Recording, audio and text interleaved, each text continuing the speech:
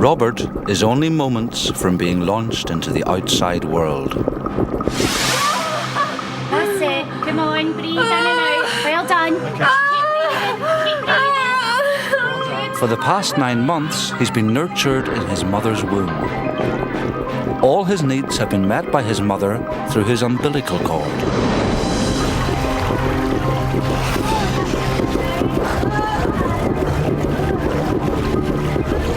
Now his body will have to fend for itself. But one vital organ is still far from complete.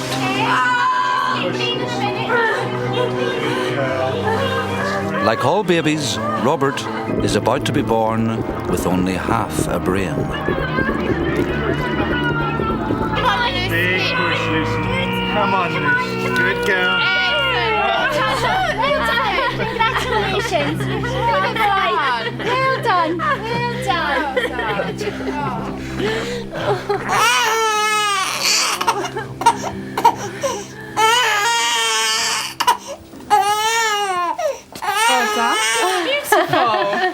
Oh, hello. What seems like a defect is actually Robert's greatest asset.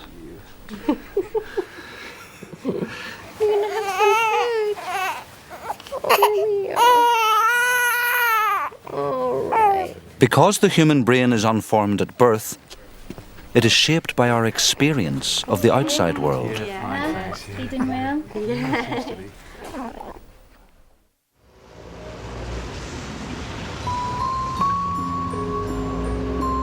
It is this that enables us to develop a thinking machine more powerful than any other on Earth.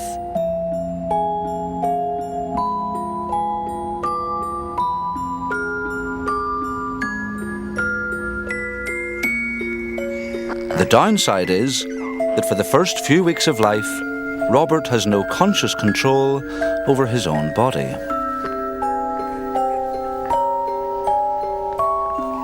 The part of his brain that should give him that control is incomplete. The outer layer, his cerebral cortex. Although it contains more brain cells than Robert will ever need, 50 billion of them, the cells are isolated. What's missing are the connections between them. But remarkably, they have already begun to sprout thin tendrils, seeking to make contact with other cells nearby.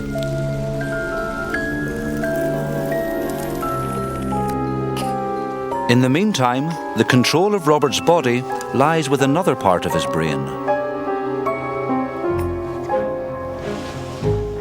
Buried deep beneath the cortex is Robert's primitive brain.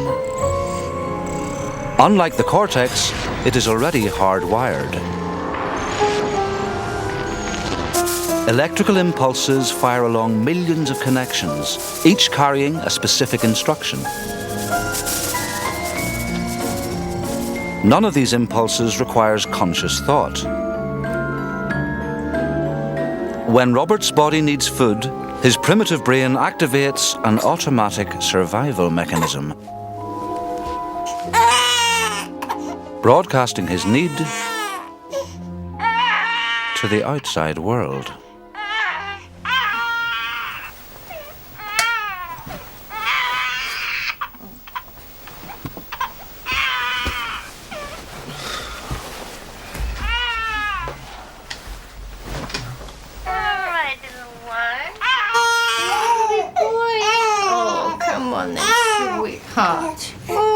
Robert's primitive brain is doing more than just ordering a meal. I know you're starving. His own immune system is not yet up and running. Good boy.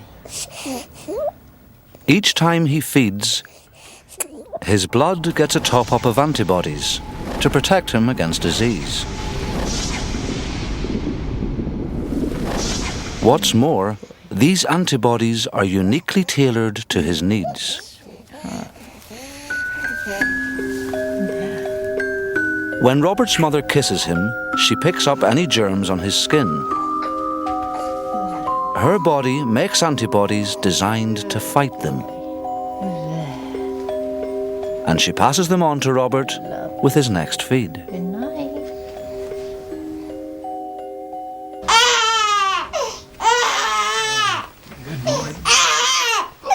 Despite Robert's helplessness, he's not totally dependent on his parents. He's armed with a survival mechanism unique to babies. Unlike his father, Robert has very little insulating fat beneath his skin. Heat just pours out of his tiny body. In the warmth of the womb, this wasn't a problem. But now he is very vulnerable to cold. To combat this, Robert has his own inbuilt central heating system, usually only found in hibernating mammals. When Robert's skin temperature drops, a thermostat in his primitive brain registers the change and fires signals deep inside his body. These signals arrive in dense stores of specialized fat cells. Once triggered, they start to burn fat to generate heat.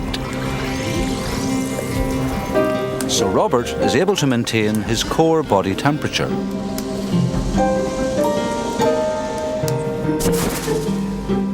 It'll take a year for the fat cells to run out of fuel. That's a lot better, isn't it? But by that time, he'll be better insulated. Let's go get some breakfast. Hey.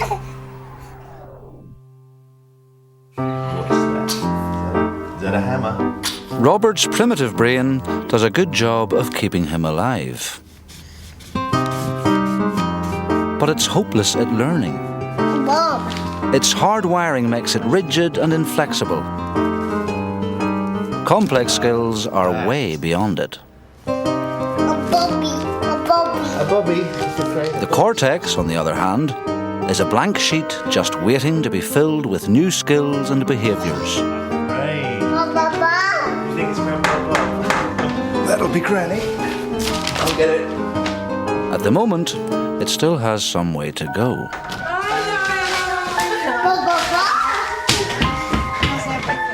At his age, it can't even make sense of what he sees. His eyes turn light into electrical signals. But it's his cortex that translates these signals into an image. And since most of the connections are missing, the full picture isn't getting through. So Robert's view of the world Hello, sweetheart. Hello, is pretty weird. hello, sweetheart. His brain can't combine the images from both his eyes. Hello, darling. That's my little sweet. Oh, oh, darling. There we are. There we are. Oh. There are no distinct colours or shapes, Yeah, a little bit. He's gone for a bit longer. so it isn't clear where one object ends and another begins. Hiya, Bobby. Gorgeous, sweetheart. Now, who wants a cup of tea? Oh, yes, please, Yeah, darling. okay. Oh. And it isn't just his eyesight.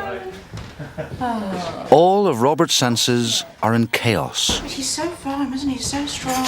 There we are. Hello. Strong signals from his ear spill over into his vision. You. So any sudden noise Tim. is seen as well as heard. There we are. Oh, gee, good. Oh, lovely. Yeah. The one thing he can recognise is the shape of a human face. And that's because it's an instinct, pre-programmed into his primitive brain.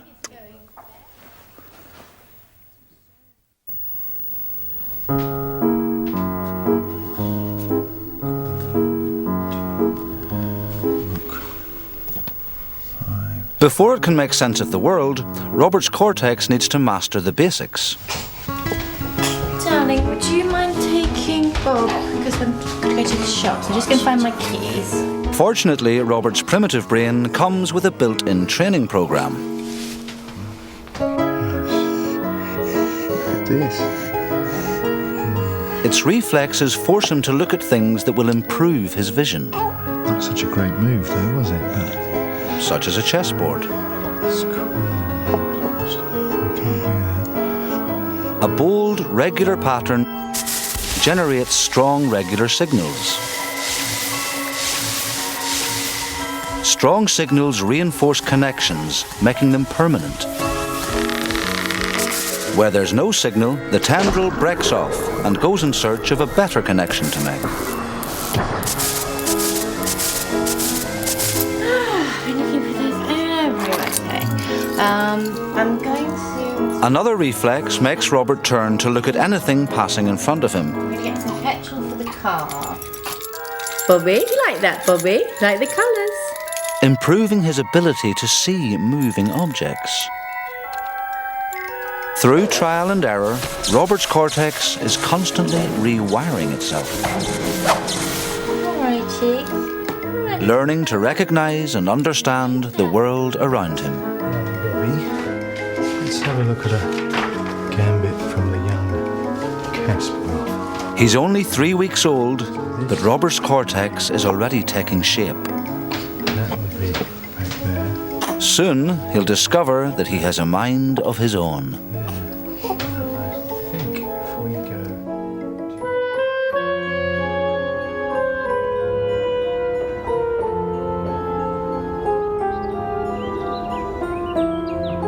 Robert's primitive brain has only one way of communicating with the outside world.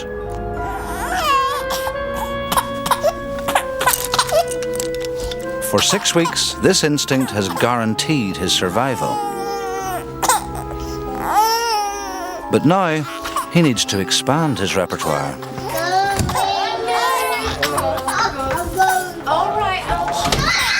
Alright, can you do... Yes, I got it. I'll get the All right. Come on then. Come on now. Come on. As Robert's cerebral cortex grows, he is able to start learning from experience. That's much I'll tell you what, I'm going to be passing by the shop tomorrow. Hey, Robert doesn't mean to smile. hey, Luz. Okay, cheerio. I think he's just smiled. Did you smile then? But his little grimace earns a surprising response. You good boy. Did you just smile? Did you give a good smile for Daddy? Oh, Yes, you. And the more he smiles, the more attention he gets. Mummy and Dad can smile. sweetie. Yes.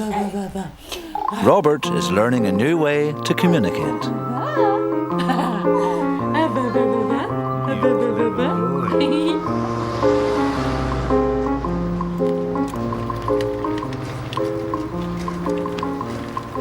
The more Robert communicates, the faster his cortex can develop. Hi. Oh, hello.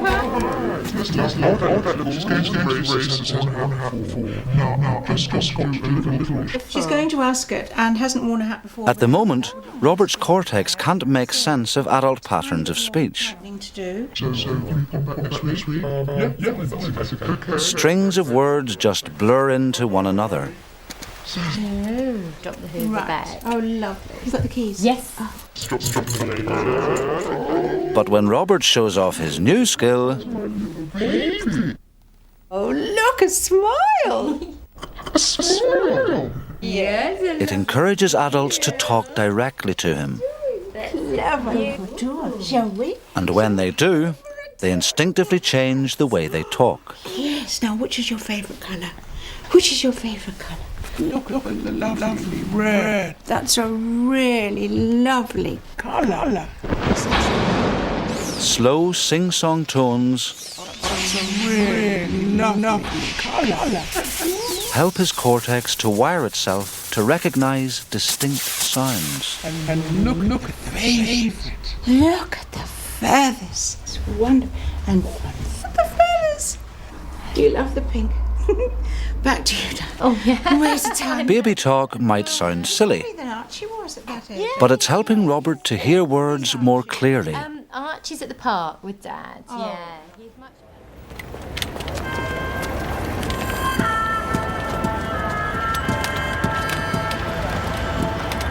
So far, Robert's cortex has been growing steadily.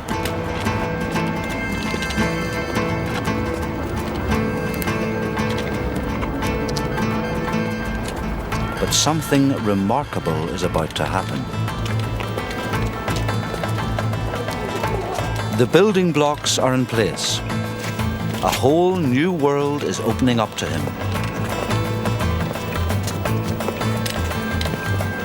But the more information that comes into his brain, the more brain power Robert needs to handle it. The connections he has just aren't enough. The growth of his brain accelerates exponentially. Robert's cortex is making nearly 2 million connections every second.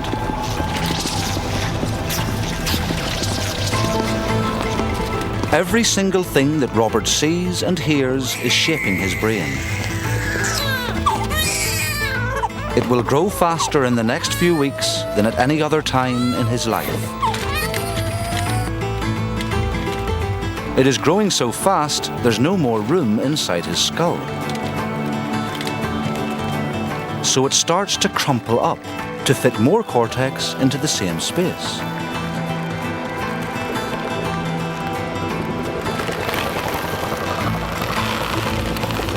Forming the characteristic wrinkles of the human brain.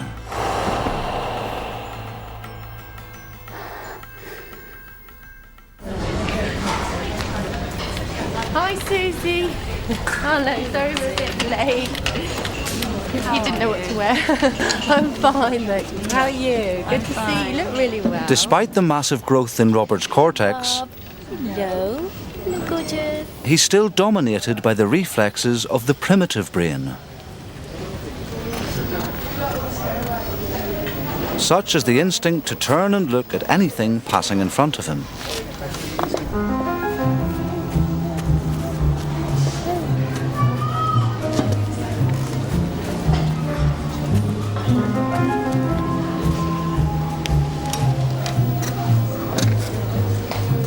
But now his cortex is powerful enough to rebel.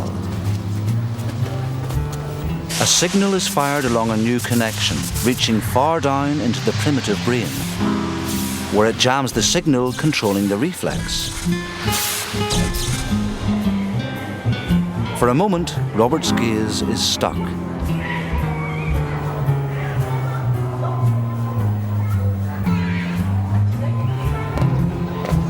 But with the reflex turned off, Robert's cortex seizes its moment and takes control. To the outside world, nothing has changed. But from now on, every time Robert turns his head, Hello, sweetie. You all right? Yeah. it's because he wants to. Some instincts of the primitive brain never completely go away. But as long as Robert's cortex keeps firing its signals, the turning reflex will stay suppressed for the rest of his life.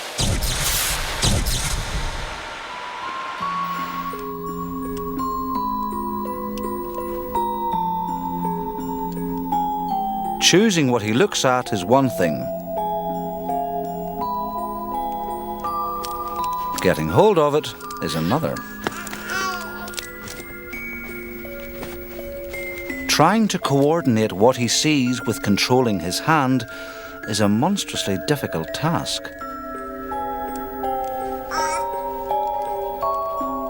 But Robert's cortex has been preparing for this challenge. It has vastly overgrown the number of connections it actually needs,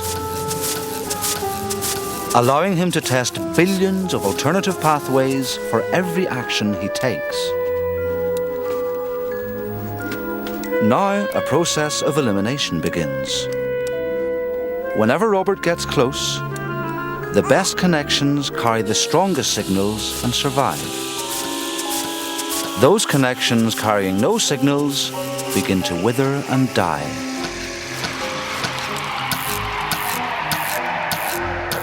Robert's cortex is pruning itself into the most efficient structure.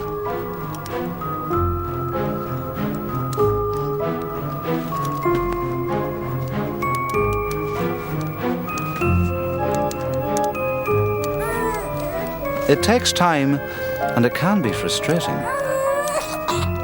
But Robert is building a powerful tool which will last the rest of his life.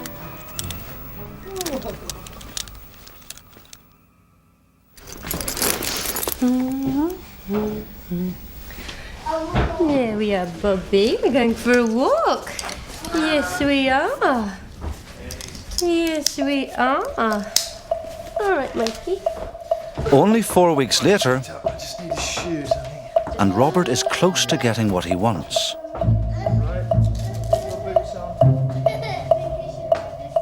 The redundant connections in his cortex have been pruned away. Now the final touches are being added. Specialized cells called glial cells are busy coating the strongest connections with a layer of fat.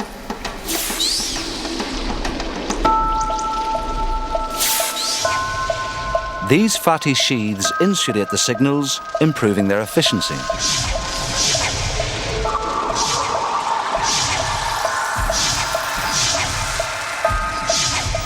When Robert reaches out, strong signals fire along the optimum pathways.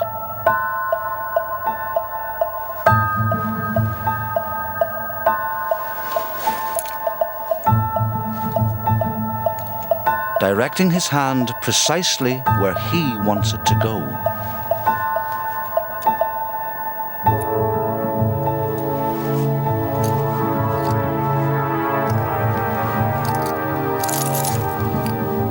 This tiny grasp is an enormous leap forward. Hey,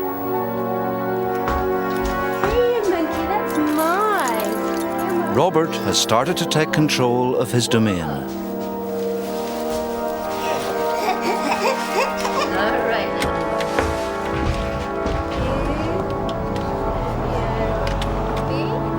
Robert has only just begun a journey of learning that will last his entire life. The process of rewiring in his cortex will slow down. But even when he's 90, it will still be forging new connections and being shaped by the world around him.